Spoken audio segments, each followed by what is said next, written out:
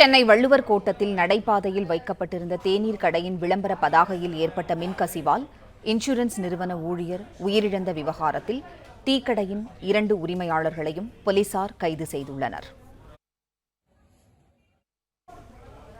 மின்சாரம் தாக்கி இன்சூரன்ஸ் நிறுவன ஊழியர் உயிரிழந்த விவகாரத்தில் டீ கடையின் 2 உரிமையாளர்களையும் போலீசார் கைது செய்துள்ளனர்.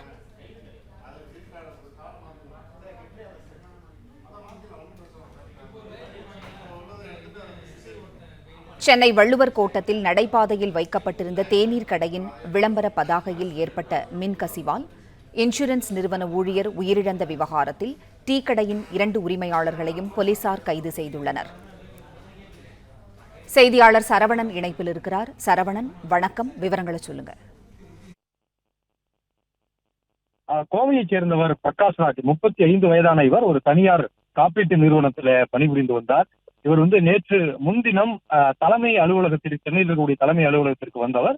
வள்ளூர் கோட்டம் பகுதியில நேற்று முன்தினம் மாலை அந்த நடைபாதையில் நின்று ஒரு கடையில் தேநீர் இருந்து கொண்டிருந்த பொழுது அருகில் இருந்த ஒரு கம்பத்தில் கை வைத்தவுடன் மின்சாரம் தாக்கி அவர் உயிரிழந்தார்.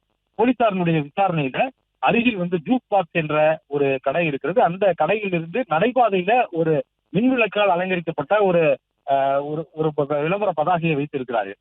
அதிலிருந்து மின்கசிவு ஏற்பட்டு அந்த பதாகை அருகில் இருக்கக்கூடிய கம்பத்தில் சாய்ந்து, அதனால் அந்த கம்பத்திலும் அந்த இரும்பு கம்பத்திலும் அந்த மின்சாரம் பாய்ந்திருக்கிறது. அதனால்தான் அந்த இளைஞர் உயிரிழந்திருக்கிறார் என்பது தெரிய வந்திருக்கு. இது தொடர்பாக விசாரணை நடத்திய நிலையில நுங்கம்பாக்கம் போலீசார் அஜாக்கிரதையாக செயல்பட்டு மரணம் விளைவித்தல் என்ற பிரிவின் கீழ் வழக்கு பதிவு செய்து மனோஜ், சாருகாசன் என்ற இந்த 2 பேர் இந்த கடையை நடத்தி வந்தவர்கள், இந்த 2 பேரையும் கைது செய்திருக்கிறார். பிளே ஸ்டோர் மற்றும் ஆப் ஸ்டோரில் இருந்து பாலிமர் செயலியை QR கோடு மூலம் பதிவிறக்கம் செய்யுங்கள். செய்திகளை உடனுக்குடன் பெறுங்கள்.